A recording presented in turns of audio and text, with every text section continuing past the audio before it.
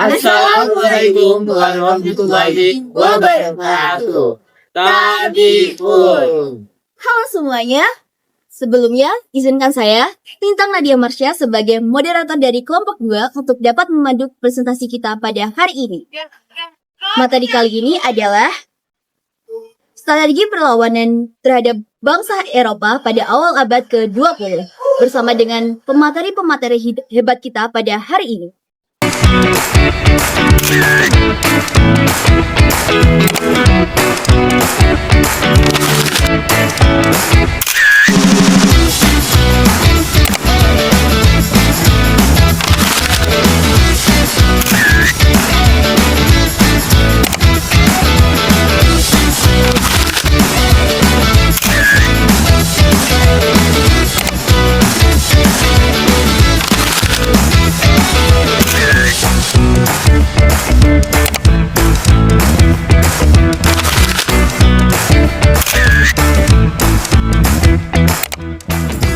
Oke, tanpa berlama-lama, mari kita langsung dengarkan materi pertama kita yang akan disampaikan oleh Jo Ahmad.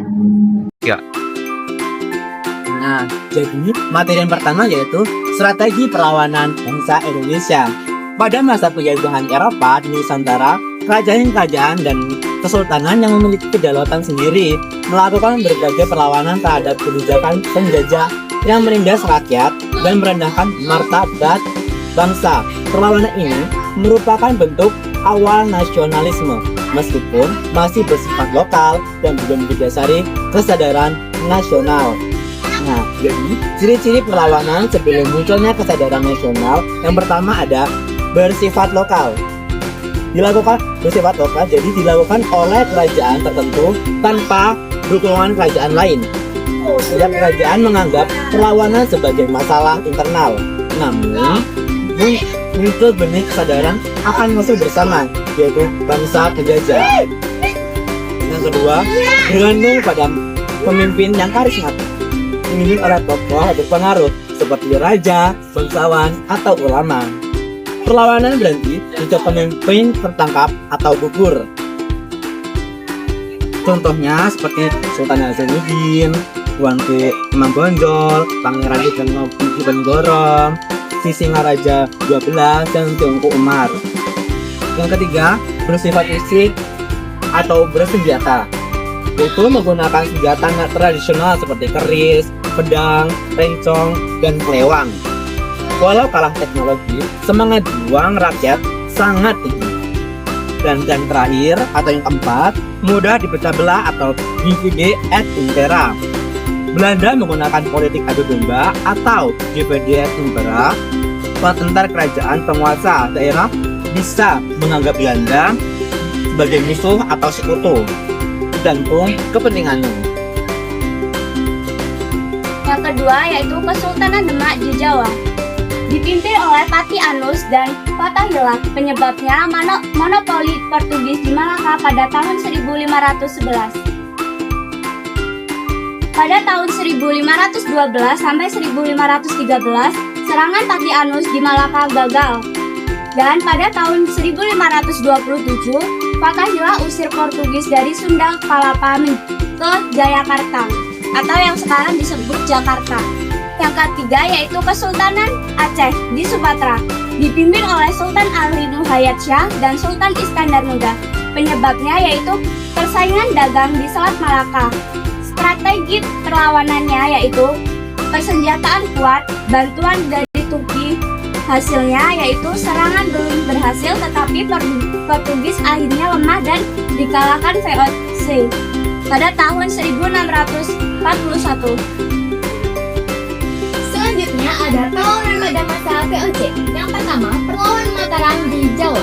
Sultan Agung menolak monopoli perdagangan VOC dan menganggap keberadaan VOC di Batavia sebagai penghalang cita-cita Mataram untuk menyatukan Jawa. Mataram melancarkan 2 kali serangan ke Batavia pada tahun 1628 dan 1629. Kedua serangan tersebut gagal karena masalah logistik dan pembakaran buku makanan oleh VOC. Namun, serangan Mataram menyebabkan wabah penyakit yang menewaskan Gubernur Jenderal VOC Jimmy Cole. Yang kedua ada perlawanan Gua Makassar di Sulawesi. Sultan Hasanuddin menolak monopoli VOC karena Makassar adalah pelabuhan beta. VOC ingin menguasai perdagangan di Indonesia Timur.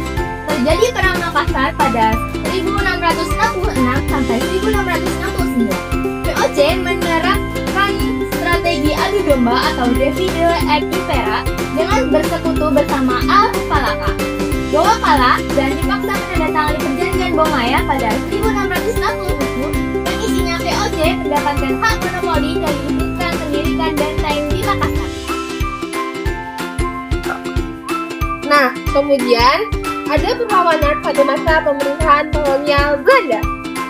Setelah VOC dibubarkan, kekuasaan beralih ke pemerintahan kolonial Belanda. Tapi, rakyat Indonesia tetap melawan seperti Maluku, Patimura, Sumatera Barat yaitu Pagri, Mataram yaitu Diponegoro, Bali yaitu Jagaraga, Kalimantan Banjar, dan juga Aceh. Perlawanan ini menandakan semangat rakyat untuk menentang penindasan Belanda di bidang ekonomi, politik, dan juga sosial.